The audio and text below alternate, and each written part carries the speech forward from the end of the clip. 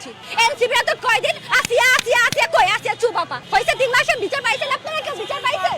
প্রতিবাদ যে আমি সবার সামনে প্রতিবাদ করবো ওটাও প্রতিবাদ না, প্রতিবাদ ঘরের মধ্যেও প্রতিবাদ করা যায়, এটাই প্রতিবাদ। আমাদের মন্ত্রীরা কিসের প্রতিবাদ করে? স্বরাষ্ট্রমন্ত্রী কোনো প্রতিবাদ করতে পারছে? পারিনি। আপনি হাদি, ও আমরা তো হাদির কথা বলে, আমাদের হাদি ভাই উনার কি বিচার করতে পারছে? পারছে কোনো বিচার করতে? হাদি পারিনি। কাজকলাটা দেখাইছে, এরকম বড় বড় কাজকলা দেখাইছে সরকারের পর, তাও কি সরকার লজ্জা হয় না? লজ্জা থাকা তো উচিত মিনিমাম, তাও লজ্জা নাই। আমাদের হাতে যেহেতু আমরা মা 9 মাস গর্ভ ধারণ করে আমাদের সেই রাইট আছে, তো আমরা খুনও করতে পারি, ইও করতে পারি, যেহেতু আপনারা ব্যর্থ এখানে। তো আপনাদের মানে ব্যর্থতা স্বীকার করে, দায় স্বীকার করে আপনারা ছাইড়ে দেন, আমাদের হাতে তুলে দেন, আমরা সুন্দরভাবে অনেক ভালো করে আমরা এটার পানিশমেন্ট দিতে পারবো ভাই।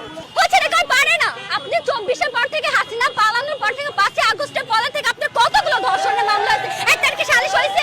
আসিয়া সালিশ হয়েছে না? 2 দিন আমরা ফেসবুকে ভাইরাল করি, ফেসবুকে এই যে আমাদের এনসিপি বলি, এনসিপিরা তো কি কয়দিন আসিয়া আসিয়া আসিয়া কই আসিয়া চুপ আপা হয়েছে 3 মাসে বিচার পাইছেন আপনারা? কেউ বিচার পাইছেন?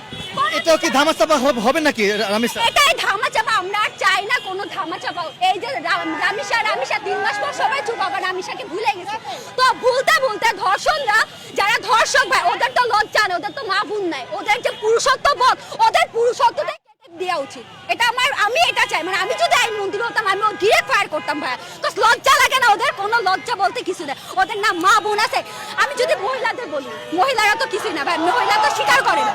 তো সব ক্ষেত্রে যে ওদের বাইটা ব্যর্থতা দায় স্বীকার করে আইনমন্ত্রী পদত্যাগ চাই ভাই, বিচার আমরা করবো। স্বরাষ্ট্রমন্ত্রী ঘৃণা লাগে না যে আমি কোনো বিচার চাই না, কারণ জানি আপনারা কোনো বিচার করতে পারবেন না, তাহলে এর থেকে পদত্যাগ করা উচিত ভাই। আর তবুও সে বড় বড় কথা বলে যে আমরা মধ্যযুগে নেই, আমরা মধ্যযুগে, আমরা যেটা বাংলাদেশে আছি, কিসের বাংলাদেশে আছি যে বাংলাদেশে কোনো বিচার হয় না? আমি বাংলাদেশের মেয়ে, আমি বাংলাদেশের নাগরিক, আমার রাইট আছে বিচার পাও।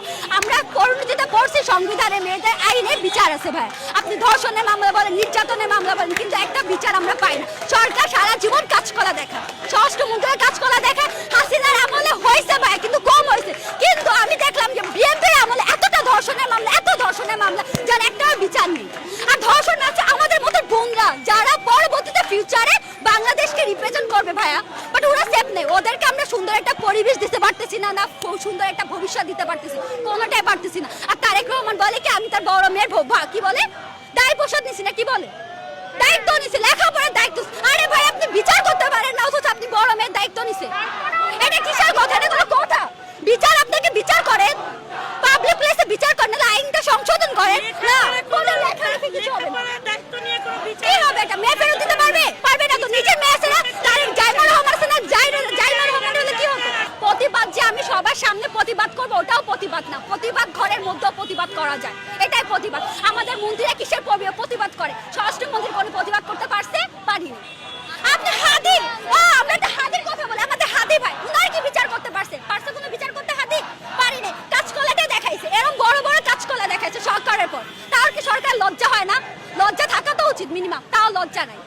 এখানে ভাই ওই বিষয়ে বাদ আমরা এখন, হ্যাঁ অবশ্যই না, ওইটা এখন তো আমরা যেহেতু আমরা সিওরিটি দিয়ে পারতেছি না, আমরা সঠিক বলতে পারবো না ভাই। হ্যাঁ হাদি